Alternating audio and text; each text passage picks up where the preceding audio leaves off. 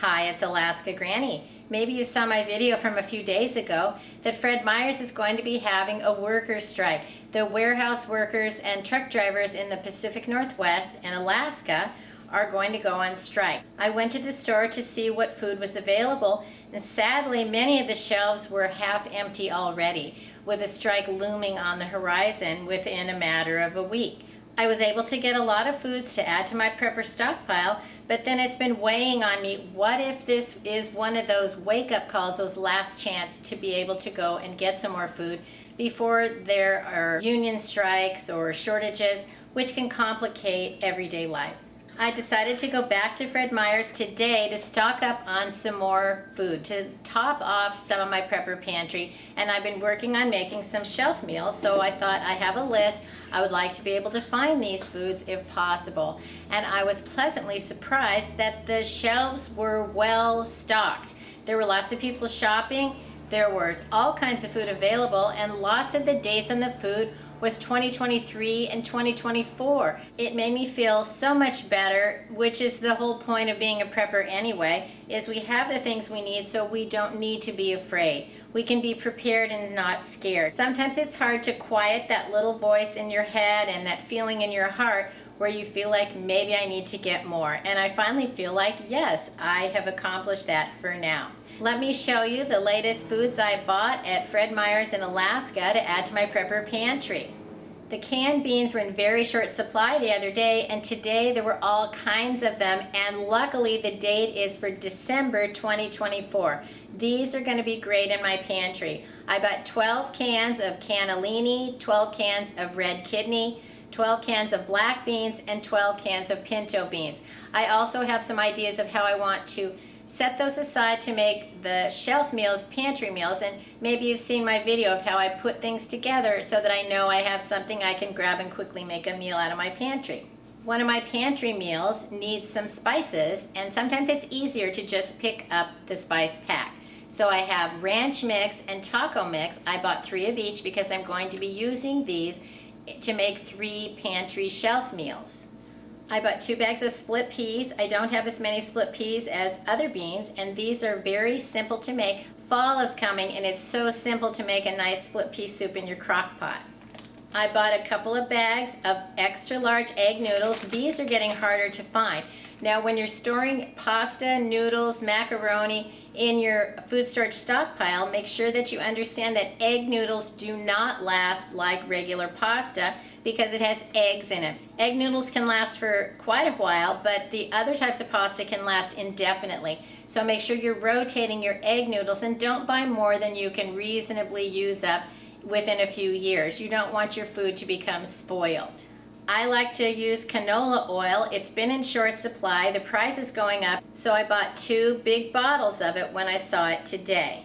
I bought 3 small cans of canned carrots. We're not big fans of carrots, but it's nice to be able to add a few into a recipe. The small can was 79 cents, the large one was, say, 95.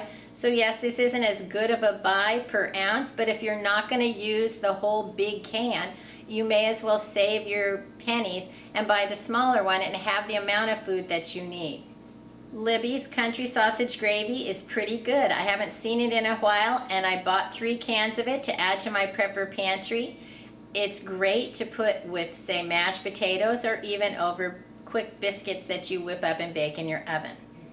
When I came home the other day, I bought some hominy, and I started thinking about all the different ways that I can use hominy, and so I went back and stocked up and got some more. They only had very few cans of the white hominy, but they had quite a few of the yellow hominy, and what was interesting is they're dated for 2024, so these are going to last for a long time in my prepper pantry. I saw 6 packs of chicken at a reasonable price, and I wasn't sure that I wanted to buy more chicken. Then I saw it was dated 2024, so I figured these cans of chicken will last for at least 10 years.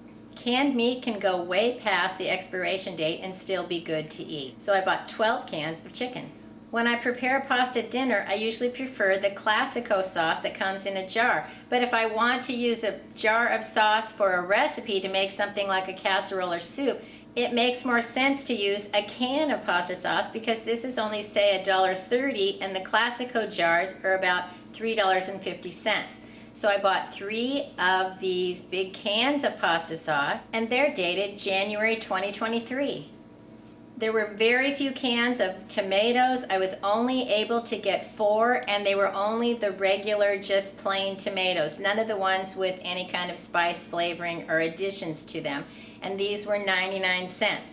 They had very few of the Kroger brand canned tomatoes. They had lots of other brands of tomatoes, but those were all $1.98 or $2.50, which was a dramatic increase from the store brand, which isn't available. That's one of the things you need to think about. Prices are going up, foods are harder to find. Will it become too expensive for you to buy some of the things that you enjoy having? So check out what the prices are and make sure that you are stocking up on the foods that you want while you can still get them at a price you're willing to pay. Treat meat. Everyone says it's just as good as Spam. I haven't seen it anywhere in the stores for a long, long time, but I found it today. They had about 6 cans, so I took 3 of them, and I'm going to do a side-by-side with someone in my family and see if they can tell the difference between treat meat and Spam, because there's someone who always saying, I see Spam in there, will you make me some Spam? And it's like, no, that is for later. You're going to eat what I made for dinner. Just like a child, some people, sometimes they want what they want, but that doesn't mean you can have it now. That's for another day. The treat meat is dated 2023, but it's going to last a lot longer than that in the pantry if I can keep people from snagging it. I bought 1 can of corned beef. It's not something we eat all the time, so I don't want a whole bunch of it, but it was $3.99 a can for just 1 can of corned beef hash, which I thought was quite expensive considering half of it is like potatoes. I think the date says 2023. Some of the dates on these packages, you almost need a detective kit to figure out what they actually say. They're moving them around, they're putting them in the ripples of the can. They're almost like they're trying to disguise what it says so you don't really see what's going on. It shouldn't be that much harder to find and read the date on your foods than it was a year or 2 ago.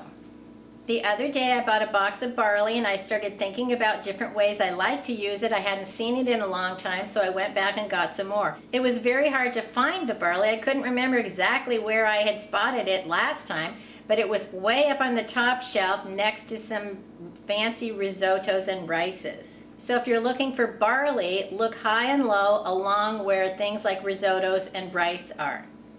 I bought a few boxes of raisins. I wondered why they had them at 2 for $3, and then I realized because the date is 2021. But I went ahead and got a few because dried fruit, if you keep it airtight in a cool, dry, dark place, can still last for several years.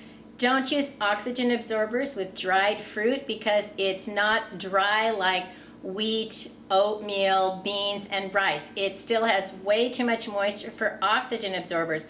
Oxygen absorbers remove far more oxygen than, say, vacuum sealing, and then you risk botulism growing inside of your food. Botulism can grow when there's an absence of air, like inside canned foods, but it's not going to be that airtight if you vacuum seal it. It gets most of the air out, but not as much as an oxygen absorber.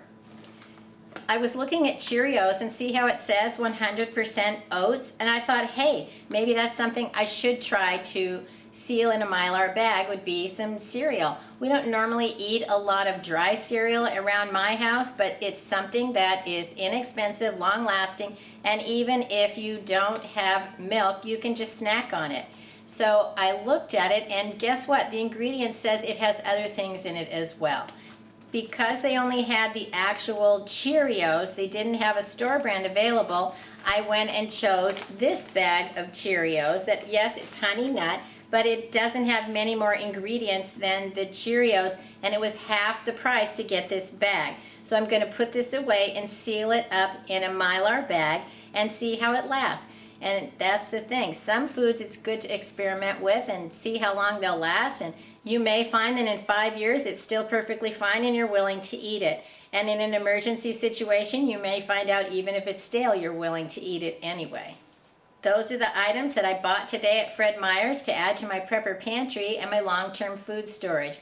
Keep buying foods. Stock up on foods your family will eat a little at a time. get a variety, put them away, and then rotate it. Your pantry should be a working pantry. You need to be working your way through it. Sometimes we're in the accumulation phase, that we're stockpiling and getting more and more, but don't put it away forever. You need to remember that these are foods you're willing to eat and that you have ideas how you're going to use them.